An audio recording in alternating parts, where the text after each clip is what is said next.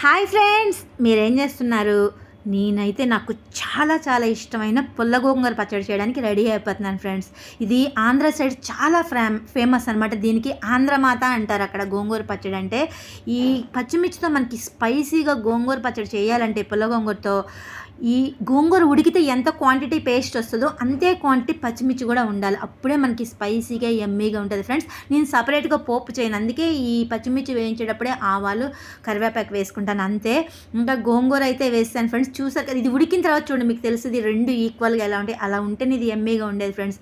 ఇంకా దీనికి కాంబినేషన్ కంటారా, నాకు ఆమ్లెట్ కావాల్సిందే ఫ్రెండ్స్. ఆ రెండింటి కాంబినేషన్ అంటే నాకు పిచ్చి ఇష్టం అనమాట. అసలు మీకు చెప్తుంటే నాకు నోట్లో అసలు నీళ్ళు ఊరిపోతున్నాయి ఫ్రెండ్స్ నాకైతే. ఇంకా ఫుల్గా వెల్లుల్లిపాయ జీలకర్ర వేసుకుని రెడీ చేసేసుకుని వేడి వేడి అన్నంలో నేనైతే తింటాకి రెడీ అయిపోయాను ఫ్రెండ్స్. మరి మీలో ఎంతమందికి గోంగూర ఆమ్లెట్ కాంబినేషన్ ఇష్టమో కామెంట్ చేయండి ఫ్రెండ్స్. Bye friends.